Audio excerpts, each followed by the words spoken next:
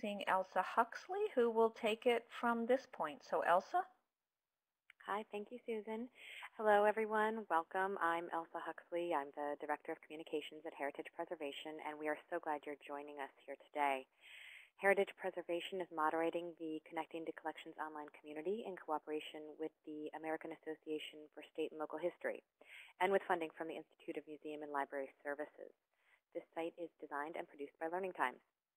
The goal of the online community is to help smaller museums, libraries, archives, and historical societies quickly locate reliable preservation resources and network with their colleagues. In developing the community, we have drawn on many resources that were developed for the Connecting to Collections initiative, including the Connecting to Collections bookshelf and the Raising the Bar workshops and webinars, and links to these resources are filed under the Topics menu on the site. We will also file a recording of today's webinar there. About twice a month, the Connecting to Collections online community features a particularly helpful preservation resource and hosts a webinar related to it. The resources we posted for today's webinar were 3 videos produced by the National Park Service, and they can be accessed by clicking on this photo on our webpage, which is located at connectingtocollections.org. Today, we want to welcome Brigid Sullivan, Conservator at the Northeast Museum Services Center at the National Park Service. Brigid is going to share her expertise on housekeeping at historic sites with us. Thank you again for joining us, Brigid. Can you tell us a little about yourself? Yes. Number one, it's really delightful to have the opportunity to take part in these Q&As, these wonderful webinars. This actually is my very first webinar, and I'm all excited about it.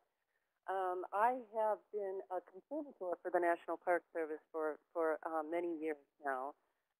How many? I don't think I'm going to leave that to myself and share it with you. But I started out as a conservator with ethnographic and archaeological collections. But since about 1980, in the late 1980s, I became more and more occupied with historic house museum settings. And now I had been in the western region, hence archaeology and ethnography, and now I'm in the northeast region, which has a plethora of historic house museums owned by the National Park Service. I cover the region, the northeast region of the Park Service, and that's sites from Acadia up in Maine all the way down to Appomattox Courthouse in Virginia.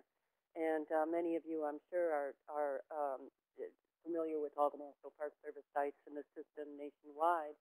And we do have a lot of historic house museums, and we provide in-house training for our housekeepers. And we have it pretty, being a government agency, of course, we have protocols pretty much for everything. And so I'm happy to have this opportunity with some of you I know are not from big, large museums that might have many different departments, and with us, museums that are actually a nationwide network where we have every resource in the world.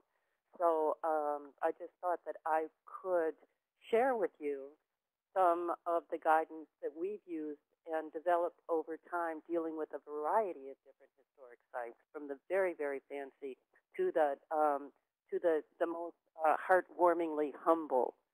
So we have a little bit of everything, and that's what we're going to talk about today.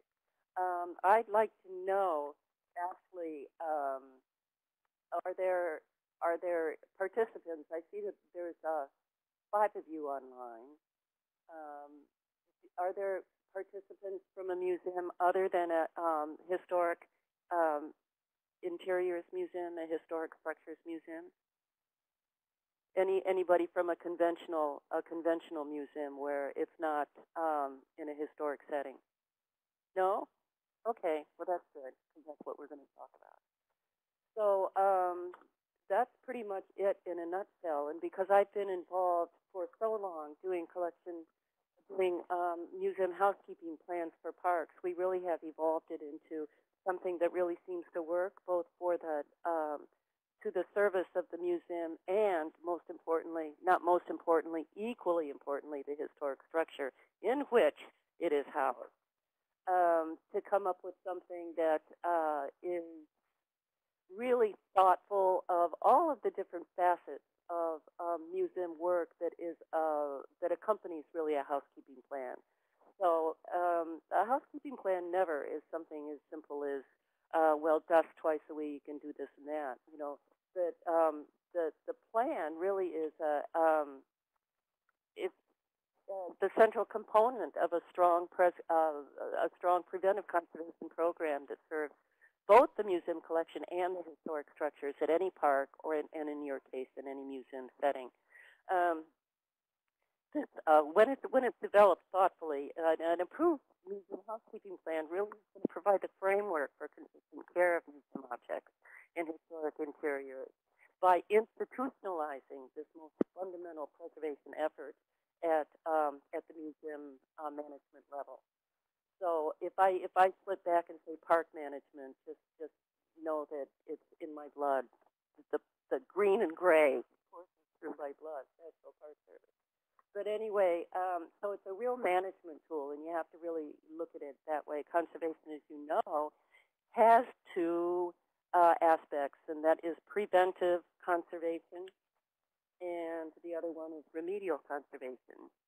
Preventive conservation is really the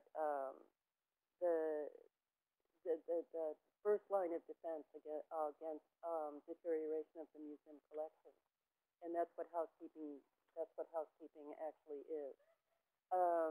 It depends on the adherence of a plan by the entire staff over time, not just one single employee. No single employee is responsible for the care of all of the objects in your museum collection, and it really requires teamwork on the part of the curatorial division, the interpretive division, the maintenance, and the administrative staff to ensure that preventive conservation at the park, or I'm just going to say park, just read museum in your mind, is an ongoing process. So that's the true foundation of museum housekeeping.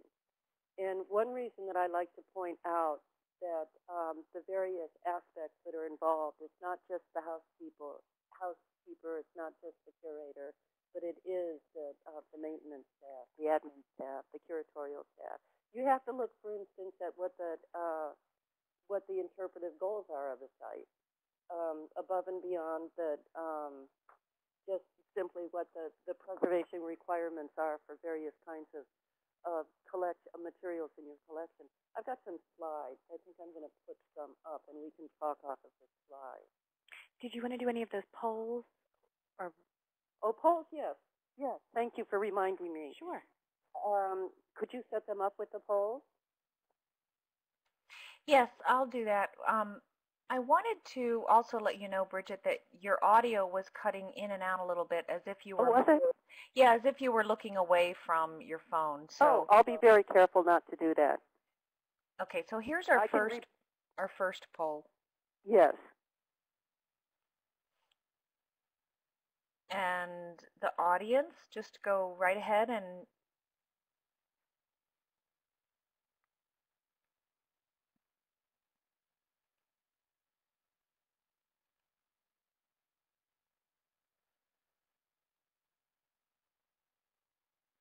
tell us about your experience.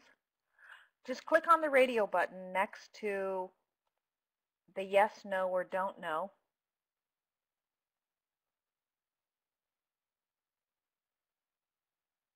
It's possible that some of our audience is listening in a group situation, and so they're looking at their colleagues and saying, you push the button.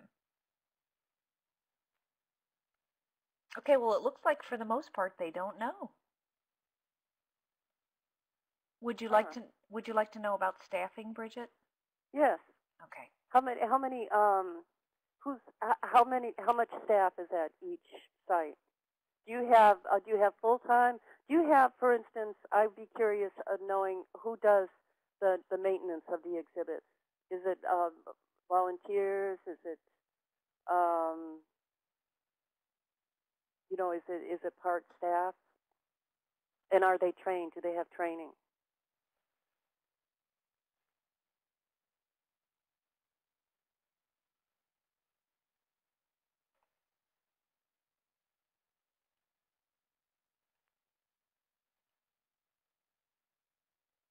Well, it seems Okay. that all of the museums that are responding to this have 1 to 5 full-time employees.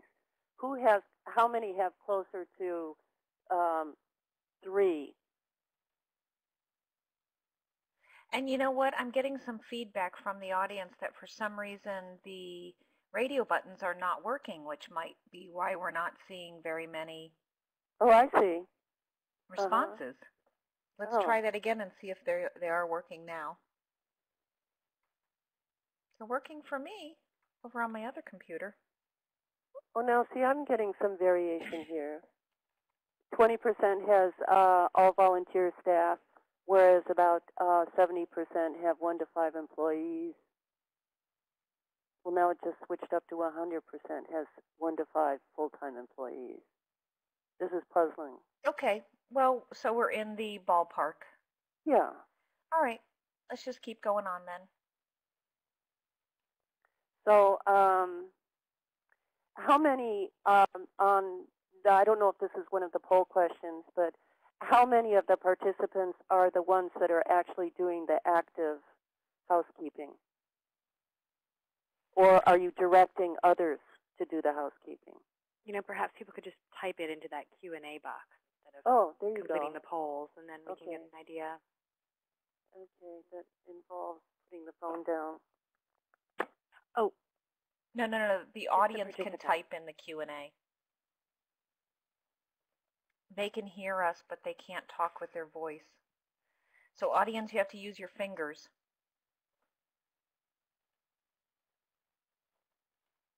Thank you, Connie, for getting us started.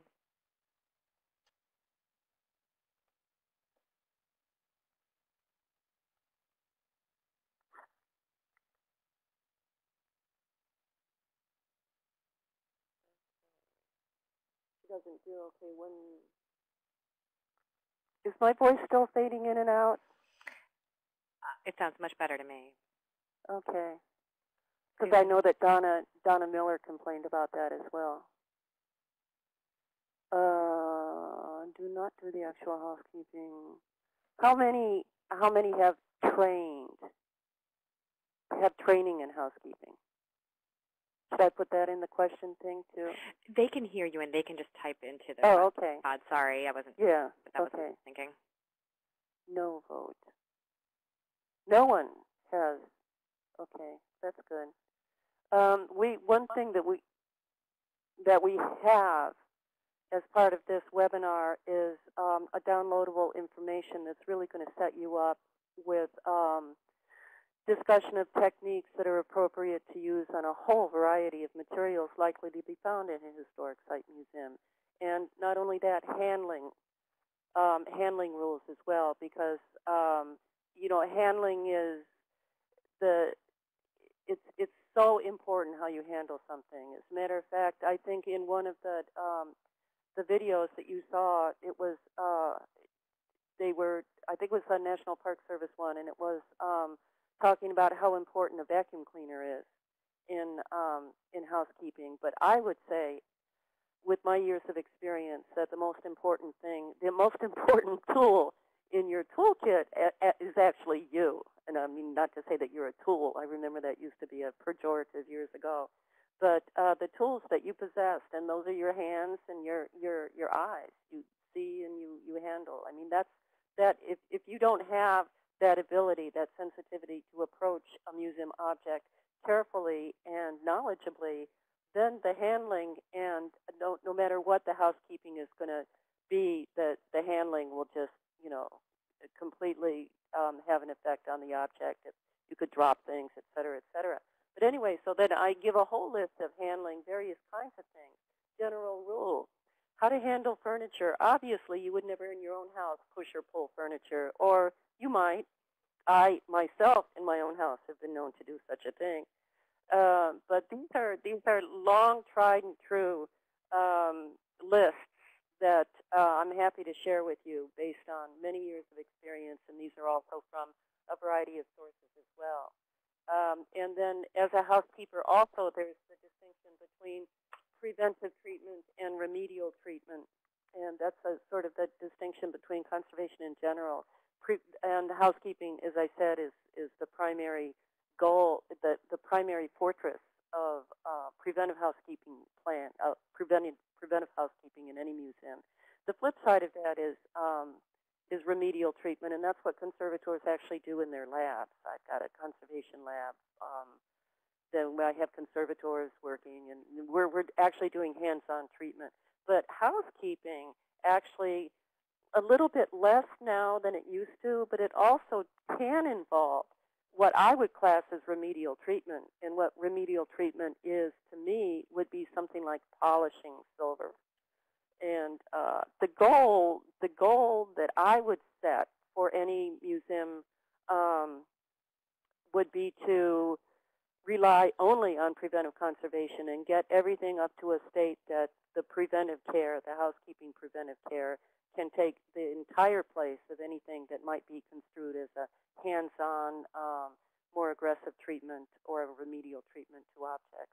I'm going to show you some slides, and we'll see. Okay, where shall I go? I've got a whole bunch from various parts. 11. This is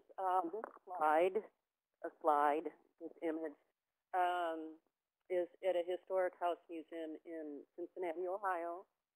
And when I teach preventive conservation, this is my "What's Wrong with This Picture" slide. And we're going to be talking about placement of furniture right now, placement of exhibits.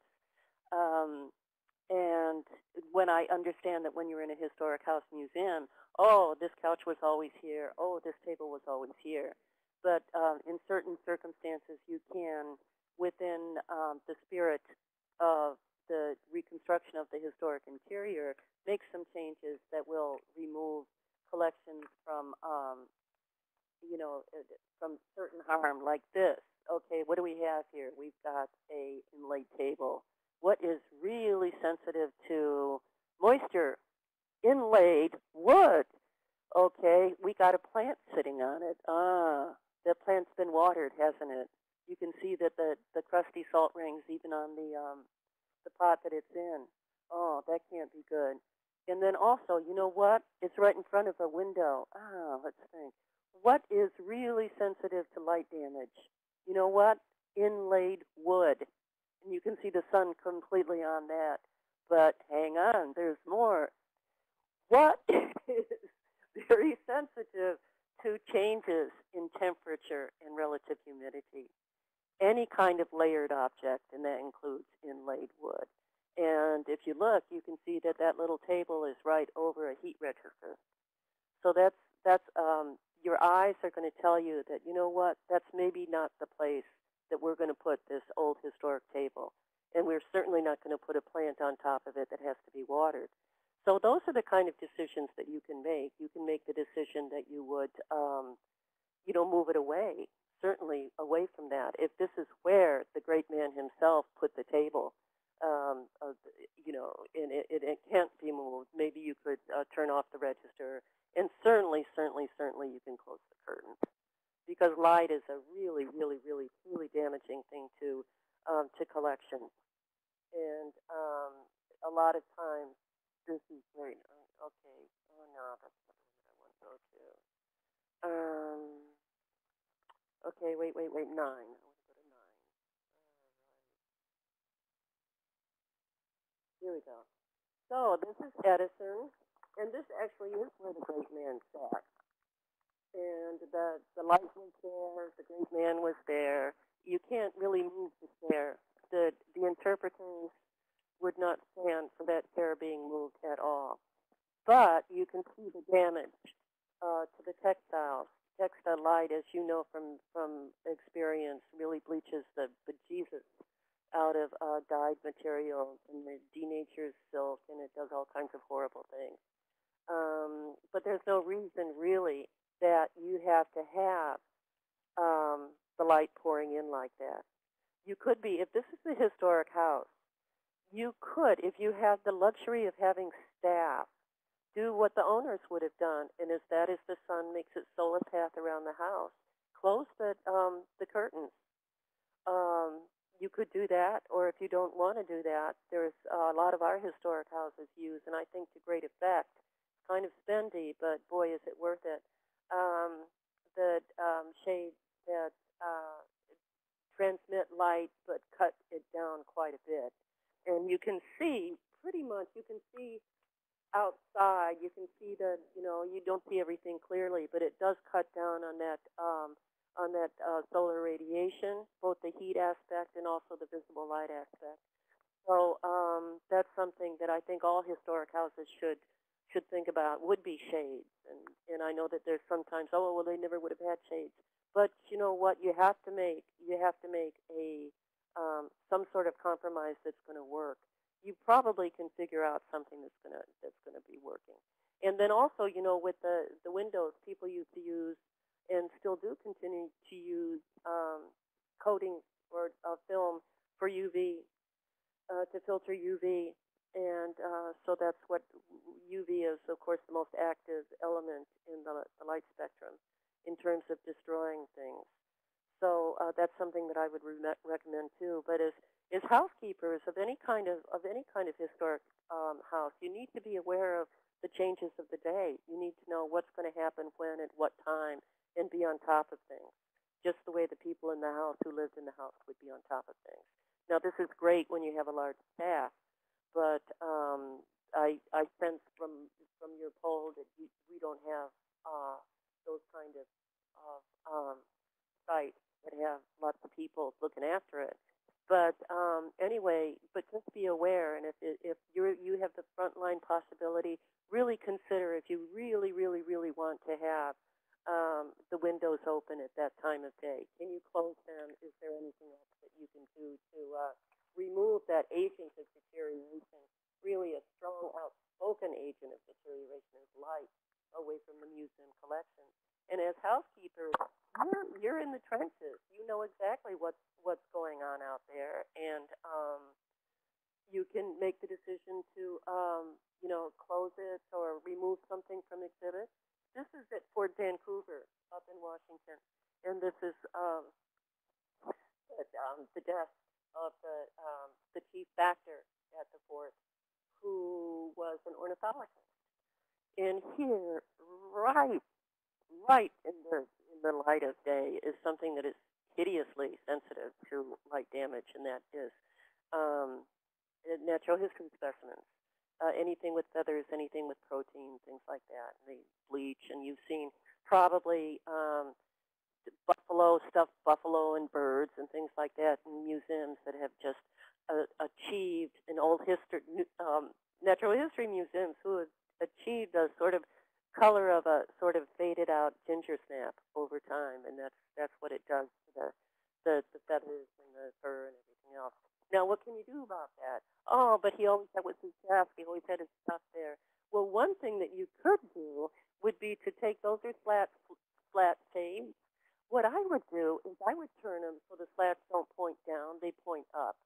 And that's going to protect a little bit more of the mounted ornithology thing there. Or also, a shade. But since it already has the slats, I would use the slats first to see what you have.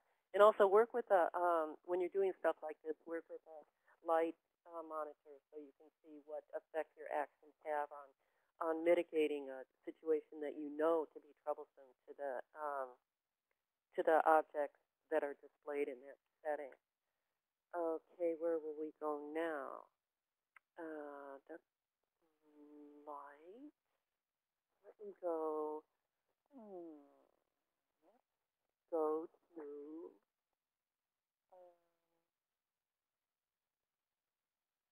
Oh, I know where we're going to go. We're going to go to here.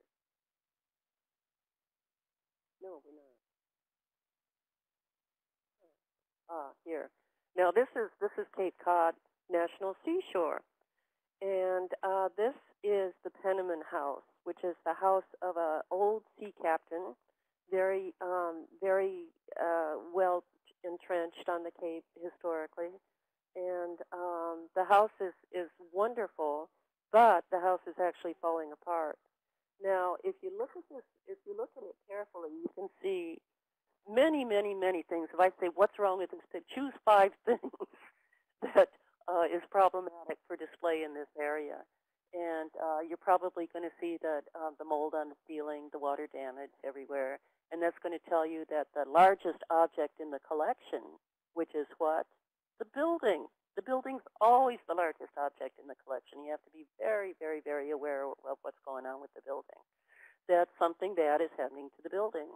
Now, what that's going to do is translate, it's going to transmit all of its bad energy to whatever museum collections you have exhibited there. Also, when you're looking at the environment of a historic house, if you have a moisture problem, you're going to have insect problems, and that's going to be a problem for your collection. If you look down at the baseboards on the Penniman slide here, you can see that some chewing insect has been selectively eating a certain color in the wallpaper. And we see that a lot in historic houses.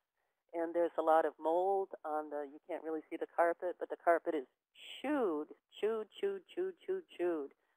by insects. And it's essentially the weft is gone, and there's areas of just warp alone on the carpet.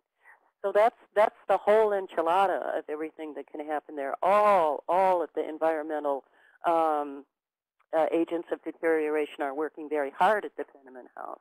Housekeeping,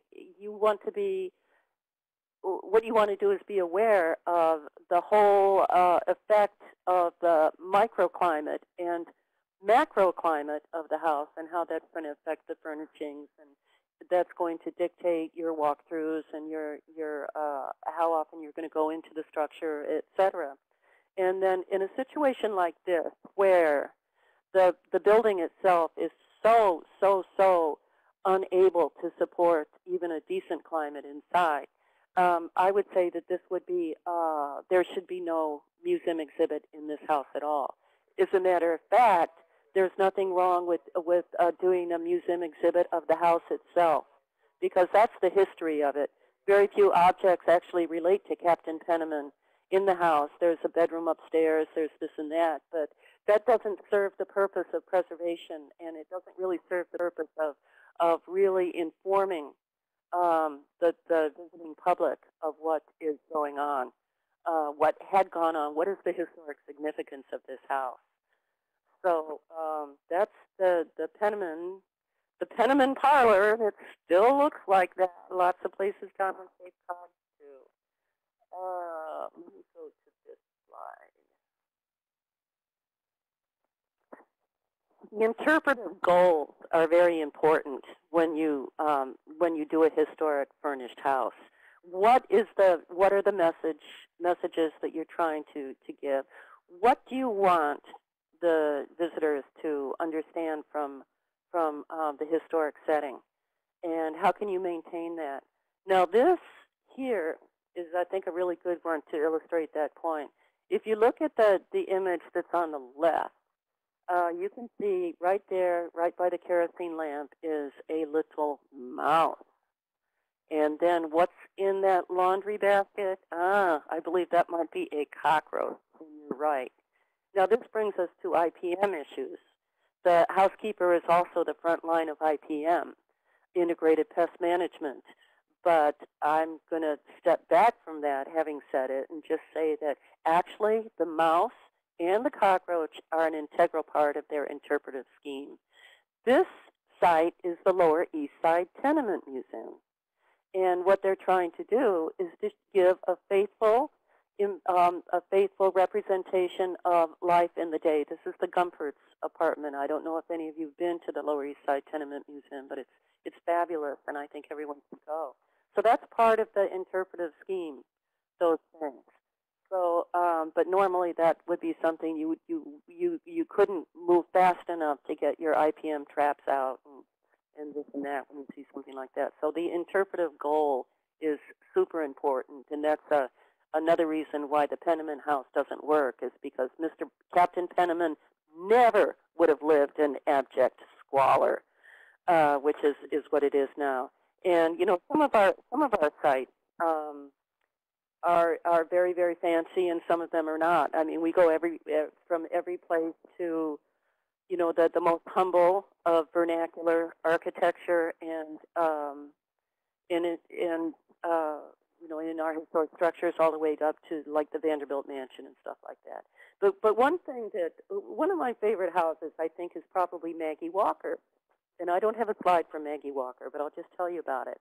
Maggie Walker was the first black woman banker ever in Richmond, Virginia, and she has a house that she took enormous pride in. And the National Park Service, in their historic furnishings plan, see, we have historic furnishings plans, and it's great because what that does, the historian really studies everything and says, well, this is what is significant. This is the significant area, and this is what it's going to look like. Now, what they say for Maggie Walker, the National Park Service, that would be me, needs to keep in mind that the home requires a high level of presentation. Maggie Walker took great pride in her home. She recognized the value of her possessions in their presentation, which were a vital aspect of how she saw herself and how she represented her success to her friends, clients, and neighbors. Cleaning should be maintained at a high level with silver polished, cut glass washed for brilliance, textiles clean and pressed, and floors polished and dust-free. And that says it all. That's actually the goal of the housekeeping plan at Maggie Walker. Now, would that be the same at the Lower East Side Tenement Museum? I would suggest that it would not be the same. You can go down to more and more humble sites and okay, wait a minute, let me see, where am I gonna take us next? Let's go look at some mold, shall we? Oh, why not? Okay, this is actually Adams Natural Historic Site, John Adams, but this is in the servant's kitchen. And as you're cleaning, you have to really be aware of looking at things in terms of, the housekeeping needs and everything else like that. With this, you see, oh my gosh, is that dirty? I mean, look at that. Oh, I've got to clean that. The linoleum. But actually, what you're looking at is mold. So, and mold can have all kinds of appearances, and you're not really even sure that is mold. But anytime you see something that is moldy, you really want to get out there and do something about it. So if you do your housekeeping plan and go through and walk through the house, keep your eye out for all of these agents of deterioration and the whole phylogenetic scale of what can go wrong, starting from members of the third kingdom, namely mold and things like that, all the way up to clumsy housekeepers and tourists that come in and sit on a couch and break it. I mean, that kind of stuff. But in between, there's insects, and that's why we have our IPM plan. Do people have an IPM plan? Hello? We'll ask the audience to put that into chat. Somebody gave up because they can't hear me. Every once in a while, I'm not sure what was going on with that individual. We didn't have an opportunity to troubleshoot.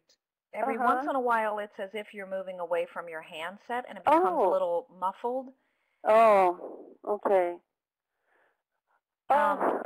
Amy has answered that she has no formal IPM plan. Okay, I see that. Okay. The IPM plan, just like a housekeeping plan, it's ancillary to a housekeeping plan because it lets you know when you're going to do your walkthrough and when you're going to look for what creatures are inside of the house that are going to feast on your collections.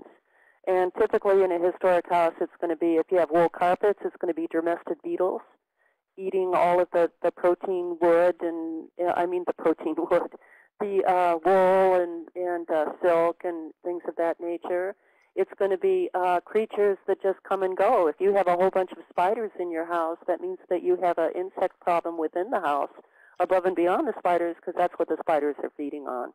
So traps and a really close eye out for instances of insect damage to collections let you know that in your housekeeping plan you better get a program up there to go around and really inspect for insects and set up a trapping plan for insects as well. And there's various insect traps that are out there in the public, and there's quite a lot written in the literature about integrated pest management for museums. So that is part of your job, really, because the housekeeper is the one who goes through and looks at everything. And even if you're not on a schedule, if you're not going to look in this room, if it's an attic, you're going to go up there at least once a week because you want to see if is there a leak up there, are there rodents living up there? I mean, those kind of things. So you're policing. You're not just cleaning the area. You're policing it as well and making sure that everything is there. Nothing has been stolen. Nothing has moved around, and things of that nature. So mold everywhere. Where should I go now? Oh, now when it comes to bringing everything up to a spit polish, like Maggie Walker would have done, you can get into trouble with that too. And it's more back in the day. Back in the day, as they say, that these kind of, I haven't seen anything like this for a long time. That's polish residue, and that is damaging to the wood. It's very, very bad for the metal, etc. So if you're going to polish anything, see, polishing metal, to me, that straddles. I mean, you jumped over at that point into the remedial conservation camp, and I'm not saying that you can't go there. You just have to go there with knowledge of what you're doing, how to apply polish, and things of that nature. Some of the guidance I gave you in your downloadables, we'll talk about that. But if you see anything like this, you just, and it's very, I can tell you it's very hard, and actually a conservator should come and do the cleanup on that, because once this over polish settles like that, it becomes concrete. And so that's just something that should never have happened. Polishing, you know, everyone thinks, oh, it's a feel-good thing, I want to polish this up. But polishing really, really, really is something that is not reversible. And preventive conservation really wants to have something that is a little bit less treatment and more prevention than polishing. But yes, you do periodically polish, but just make sure that you're using something that is okay to use on any surface, particularly specular metals like silver, particularly plated specular metals, which you can wear the plating off as well. So I don't know if in your smaller historic house museums you do have metal that needs a polishing and things like that, but that's addressed in your guidance as well. That's right. We have a supply list that we'll be providing a link to both here and then afterwards in the discussion boards, and people can refer to that. Right. So now mold, know what you're looking at when you do your visual inspection. And how often do you think people should do those visual inspections? I know you said going up to the attic once a week. Is it once a week a good amount of time for someone to go through the whole house? Well, it depends on how large your house is. I would say definitely no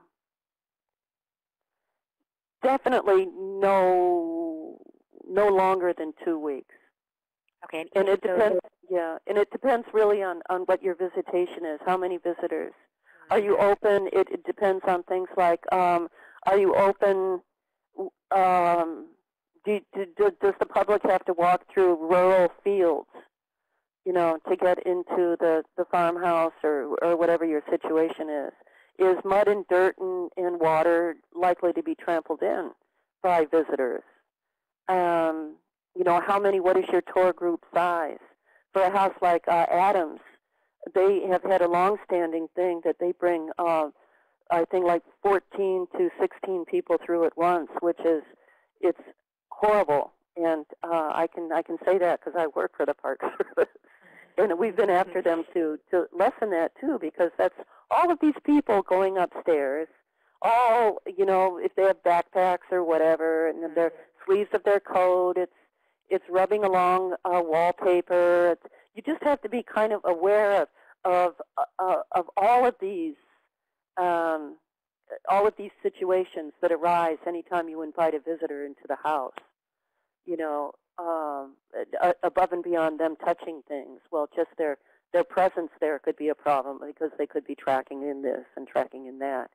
And also the way the house is interpreted. Does the interpreter stand on the front porch, for instance, while the screen door is open, you know, and all flies come in and everything else like that? You just have to always, always, always, always focus as the housekeeper on keeping bad stuff out and treating everything that's in there on with an appropriate treatment at an appropriate interval. And I do think that the guidance that I gave you is going to work.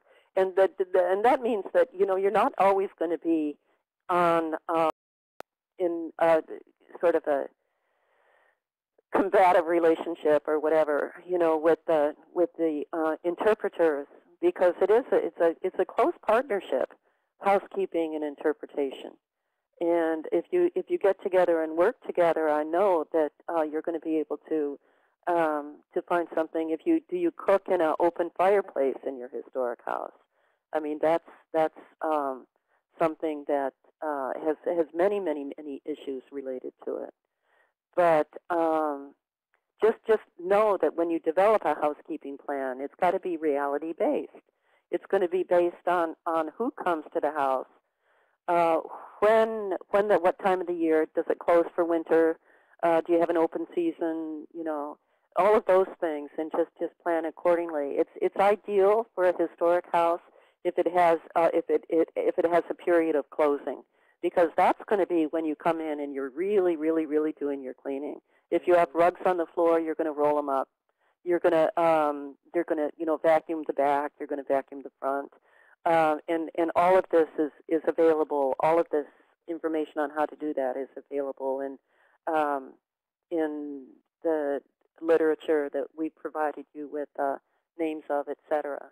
But just be aware that it's not just one person doing the housekeeping. You have to be part of a team, because if you're not part of a team, you know, it simply isn't going to work. Particularly if you have a historic house with structural, shall we say, issues. And then you want the chief of maintenance to be your best friend at that point. And I think I've talked enough. Do people have questions? Where do you want me to go? Tell me where you want me to go, and I'll go there. I've been wondering about what the most common mistakes are that you see, and I wonder if you start talking about that, if it might. The most common mistakes I see is over-cleaning selected pieces. Okay, like what kind of pieces? Selected pieces might be something of iconic importance, like it could be the work basket of grandmother, whoever, that is dusted all the time. Things that are dusted, things that are visible to the visitor, and well, two things I say. Okay, over cleaning things that are visible to the visitor, because it's easy to do. You say, oh, the visitor sees this, the visitor sees that. But then also you have to snap your brain around to see, well, wait a minute, what isn't the visitor seeing, and how does that contribute to my workload as a housekeeper? You know, is the floor on the porch dirty? Is it dusty? You know, these kind of things, and that affects the other. That's going to affect what's happening in the house. You know, if you have in the summer, if you have the windows open and screens up and things like that. But just get to know your house and what its needs are, and certainly think about what the visitor sees, because you know, you don't want to do everything if the visitor isn't going to see it. You want to do everything that needs to be done. And need to do and nice to do really are two different things when it comes to housekeeping. For instance, we have, I'll give you one site, and that is Marsh Billings, a beautiful, beautiful, beautiful house up in Vermont. And it is high style, East Lake high style, and beautiful, you know, pier mirrors and God knows what else. And so the visitors come in, and anything that has a really, really, really, and Longfellow House would be another one, has an impact on the visitor when they first come in and slap their eyes on the room and take everything in. Nothing spells, negligence than a dusty glass table, or a dusty mirror, or something like that. That's the kind of stuff you know what? Does it need to have that done? Well, it probably doesn't need it every day, but what it does need to do is to be ready for a visitor according to when the visitors come. You never want anything to have a lot of dust on it because dust attracts moisture and it holds it against the object. It's very, very, very bad, for instance, on gilt frames. It holds moisture against the object, and if you have something that is very complex and layered like gilding, you just don't want to have dust around. But do you want to be, just completely only dust-oriented? No. You have to also look as you go through the house at where visitors have been and that pathways and things like that. And if visitors, on banisters for stairs, we had this one situation. I almost put a slide in to show you guys, but it was too repulsive for me.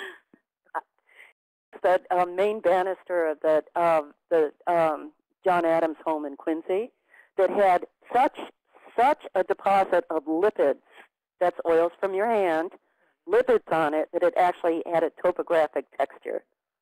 Wow. I know that's pretty gross.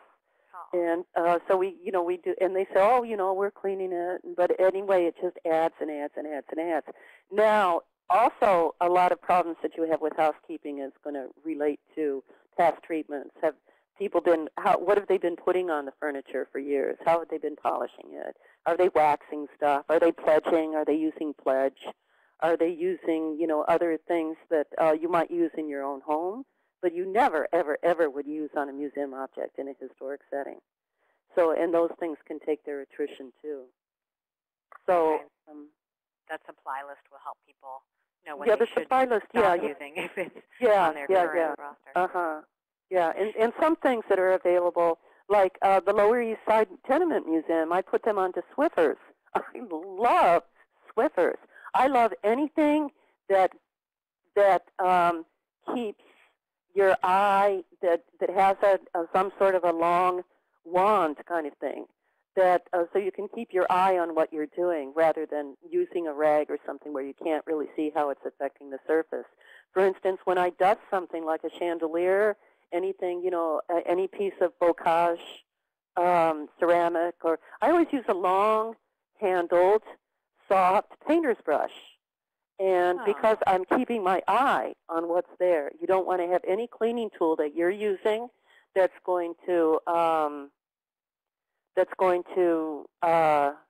get in the way of your being able to do a visual assessment of anything. So that's what I see. Your eyes are like so important, and your hands are too. And neither your hands never want to go where your eyes can't go. So when you talk about a visual assessment, what are some key things people should have in mind when they're performing one of those? I would say change of visual assessment would be change of luster. Okay. It does it if you get some sort of you can sense oily deposits or something like that. And then also another thing that the eye can readily pick out is if you have fly specks and things of that nature. And a lot of it is going to be you visually inspect for mold, always mold, and go up in the attic because the house is the largest object in the collection. I just can't stress that enough. And do a walkthrough with your maintenance guys, and be aware of that. But when you handle something, again, use your eyes and use your brain, and have a plan before you actually do something, and never let anything get in the way of your visual access in cleaning anything. So in the video, they spoke about when you're doing these assessments, there are some pieces of furniture that are so large, and moving them is in itself a very dangerous. You have to have two people. Okay. And for a lot of things, and that would mean anything that's on a ladder, for instance, you really can't do that yourself. And so even though you might be the frontline housekeeper in your institution, there's got to be somebody, an assistant, a docent. Hopefully somebody with training that's going to be able to help you. The guidance that I gave you has general rules for handling. I've given you guidance for installation. because installation would be as you set things out in your historic museum. Can you put this directly on wood? No. You know, it would be better if you would put it on you need a barrier between this material and that material. For instance, between metal objects such as silver and brass candlesticks on wood surfaces, put some mylar there. Between paper, like letters and documents, and a wood surface, like if historic letters are sitting on a desk. You have to do that because these materials can affect each other pretty seriously, especially given the fact that you have a climate that floats freely generally in houses, and it's going to be, you know, sometimes quite humid, and if you know, I mean, it just is, it's good. So be aware of the installation thing, because I tell you what materials you can use and pretty much why. And it's a short list. It's only 9 tenets of faith there. So, and then the handling rules that you have, there's the general rules, and then I go on for furniture. Furniture, never push or pull. If it's made of composite objects, do this. If it's marble top, do that. So it's what I tried to do, and what other sources similar to this have done is to, you know, look at things with what normally a person would do to it, and look at the object itself. And the cleaning depends really on the object as well as the skills of the cleaner. You know, the cleaning techniques completely depend on the object, I guess is what I'm saying. Okay. And that's with the handling of it. You know, never move small objects by hand. Always put it in a basket or a box. Never put light and heavy things in one box. You know, I mean, those kind of things that when you think about it, you say, oh, yeah, you know, duh, of course. But it's nice to have them written down, especially as you will leave a housekeeping plan. Hopefully everyone's going to run home and do one. And you're going to be able to really, with the information that I've given you, you're going to be able to do a pretty good stab at it. When to wear gloves, when not to wear gloves, you know. How to handle fabrics, and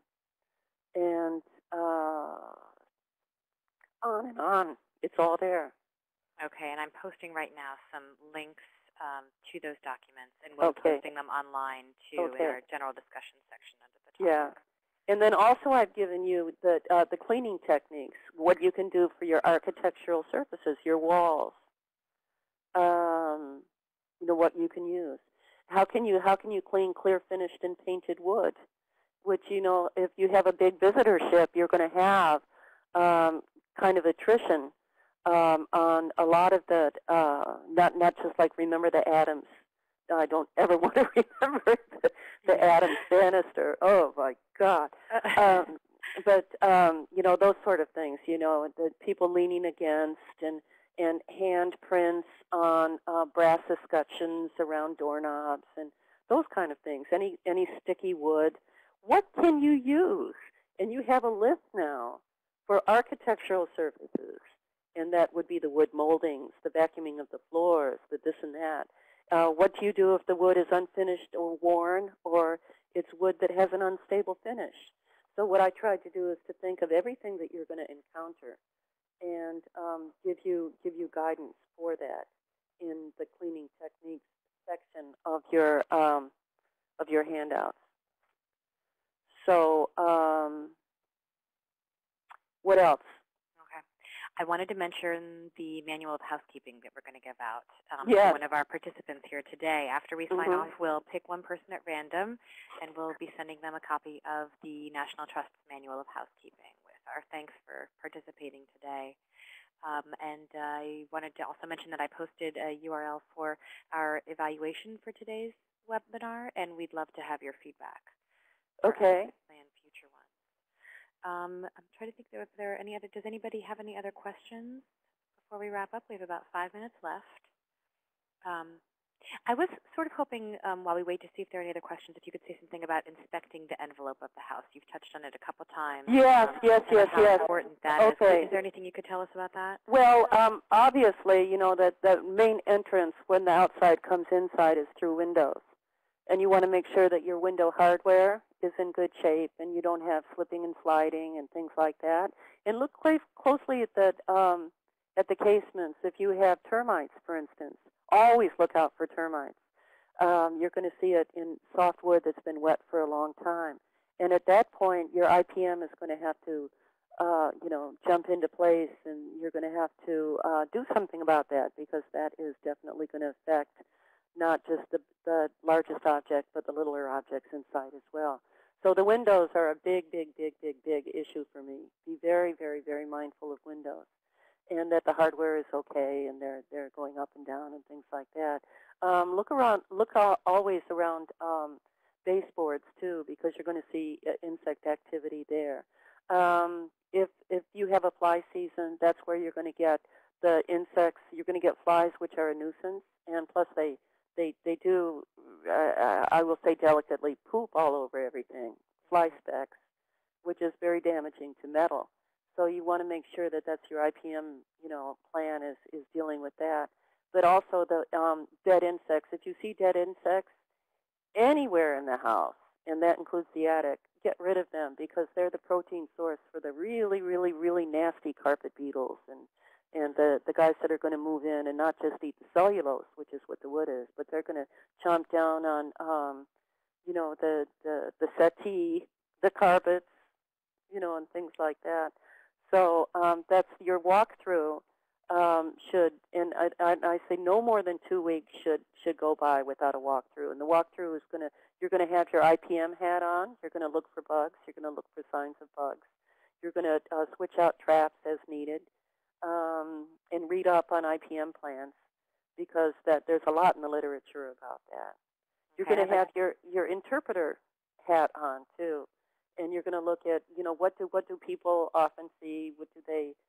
Does the tour guide handle something specifically? Hold it up. Well, this is the great man's wine glass, or something like that.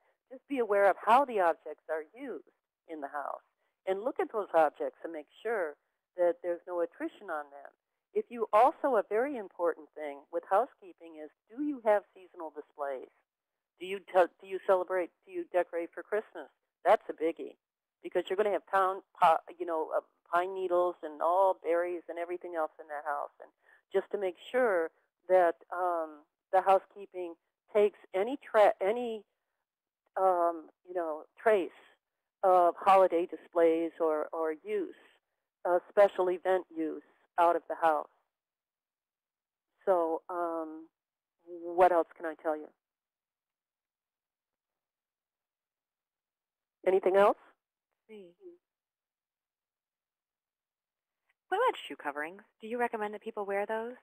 I recommend that people wear them as needed. Okay. For in most of the historic houses I've ever been in, you don't walk on you never walk on historic carpets. There's always visitor pathways. You seldom would walk over an unprotected wood floor, because there's visitor parkways. It sounds like you're going to drive your car. Don't do that. But runners, you mean? Yeah, runners. That's what I mean, okay. runners. Most people have runners. If you have a ballroom floor that is very fancy and inlaid and everything else like that, you might ask them to put booties on, but that mostly that would be for high style houses.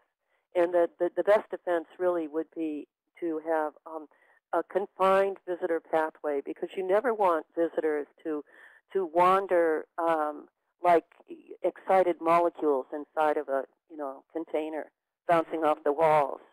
Mm-hmm. You want to contain really where they're going to go, how fast they're going to go, and what they're going to see. That makes a lot of sense. It's a good visualization too for Yeah. managing that traffic. All right. Well, we are at 3 o'clock, so I think it is time for us to wrap it up. I did want to mention also, though, just on the IPM front, we hosted a webinar a few weeks ago. Oh, Barbara Cumberland was there. Mm-hmm. Barbara Cumberland and Carol yeah. DeSalvo. Oh, great. That's right. You had the best. We have that archived on the Connecting to Great. Collections You had the best website. then. So, Yeah, so good. that's another great place, and we posted a lot of resources that they shared with us afterwards. So good. if people have follow-up questions about that, that's one place where they can look to get some more information. Okay. And I think that is all. I want to thank you so much, Brigid. Well, I hope it was helpful. It was, and this will be archived so people can refer other colleagues to it. And okay. I also wanted to mention that we have 2 more scheduled webinars coming up. One on Thursday, the 27th of October, yes. Care of Motorized Vehicles. Ooh. Wednesday, November 9th, Flag Rolling and Storage, right in time for Veterans Day. Oh. So I hope. Okay. No. What is the vehicles? Care of Motorized Vehicles. And what date is that? And that is on Thursday, October 27th. Oh, I'm so there for that because we have a lot of sites that have seriously historic vehicles. Oh, great. October 27th. October 27th, and it's on Thank the calendar. Thank and you. we'll Thank have a featured resource posted soon. Oh, good. Okay. Well, this is a wonderful thing that you're doing for the museum community. Thank you so much, Brigid. It really is. Thank you. Well, your information was wonderful today. All right. Well, I hope I said something useful that people will be able to take away with them. I am certain that you did. Okay. All righty. Thank you. Thank you. Thank you all. Okay. Bye. Bye.